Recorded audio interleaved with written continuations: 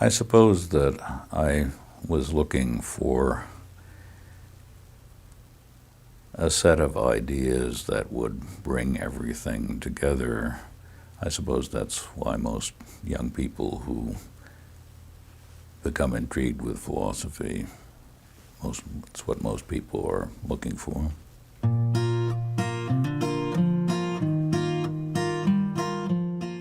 I guess it's the perennial questions. Who am I? Why does something exist rather than nothing? How ought I to live? I became interested in philosophy in high school. I was interested in philosophy, I suppose, even as a child. And I was reading a popular book, Will Durant's Story of Philosophy. Although I wouldn't have called it that.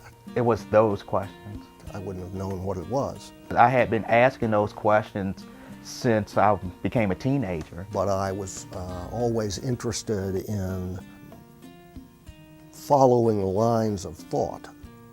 But I didn't know what to call it. But when I read Cornel West and Plato, it was like, those are questions of philosophy. So when you're asking those questions, you're philosophizing. Even though at the time when I was 15, I had no earthly idea to call it that. Will Durant does not give the arguments, and that's why analytic philosophers say, well, that's not a good introduction. But I don't think you have to, let's say, come into philosophy looking for arguments or fascinated with arguments. I see questions about values, ethics, social and political philosophy, aesthetics, education. I see those as being the heart or the center of philosophy, what philosophers might call first philosophy. I don't see metaphysics or epistemology, those kinds of things I think are not the center of philosophy. It was that these philosophers had such imaginative worldviews. They raised possibilities that had never crossed my mind. And that's still what I admire about Kant or Hegel or Spinoza. Came in through literature, really.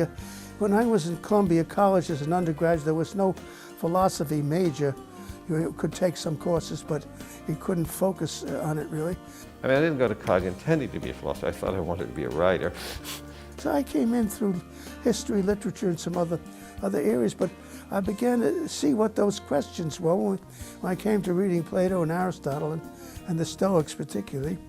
I began to feel that this is the kind of question that interests me most and that this is something I want to pursue. But I don't know if there's that kind of writing out there that would make a kid in high school pick it up and say, oh gee, these philosophers are pretty neat.